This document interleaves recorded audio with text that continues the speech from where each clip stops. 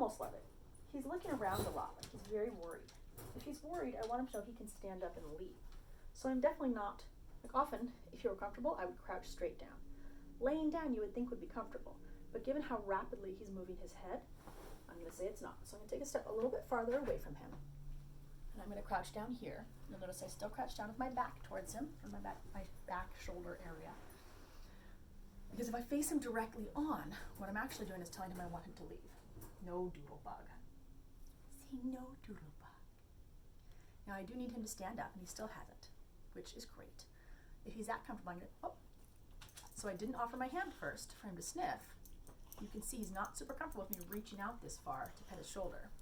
While he's distracted by Doc, I'm going to touch and touch. Oh, nope, I'm going to stop because he's stopped panting. Decision moment for him.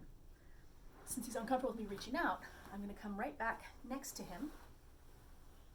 As I move towards him, I'm going to make sure I have, my back and shoulder to him so that he doesn't feel like I'm threatening. Oh, now he's uncomfortable enough that he's sort of lifting up. As I reach towards him, he's probably going to move. Good boy. That's so nice. And now that he's standing up, I can see that my chest piece is too tight. It's not going to fit underneath his elbows very easily. So back of my knuckles, just a little brush, brush, brush. Palm of my hand. You see him stop panting. I'm going to stop moving my hand, but I'm not going to move it. I'm going to see if he'll relax again. I'm just going to give him a minute. For him, relaxing is actually a little bit of panting. There he goes. Good. Move my thumb, move my hand a little bit, come down in front of his chest, open the clasp. Good job, Champy. That was so brave. Make this a little bit bigger. I don't want to make it too big because I want to make sure that, you want to sniff it? Yeah. I'll rub it against his shoulder. Use that little lip lick. I'm going to be very careful here. In fact, I'm just going to stop because he hasn't relaxed. Hi. Now, when he's not panting and he's sitting there and he's super tense, this is when I'm worried about a fear snap. So I just stopped again and offered my hand. Hi. One of the things to keep in mind when working with fearful dogs, some dogs do better the longer you're with them. Other dogs are so afraid that they actually need a break. And I have a hunch we might be hitting that point with him. So even without me touching him, he's not going back to panting. His eyes have drooped a little bit. I could say they're relaxed. I suspect he's just tired. I think this has been a lot of brain work for him. So he might have to just be done right now. This is why you start things long before you actually need to do them. Oh, I'm glad to see him relax back down. He curled, which is nice. He took his head way away from me. So he's curling to say, all right, I'm not prepared to leap back up. I feel at least that's safe. But he turned his head, like he's had to pull his neck around to turn his head so far away from me. So he's also saying, I can't deal with you, Jenna. I'm just going to deny that you exist. That is definitely my cue that we just need to be done right now.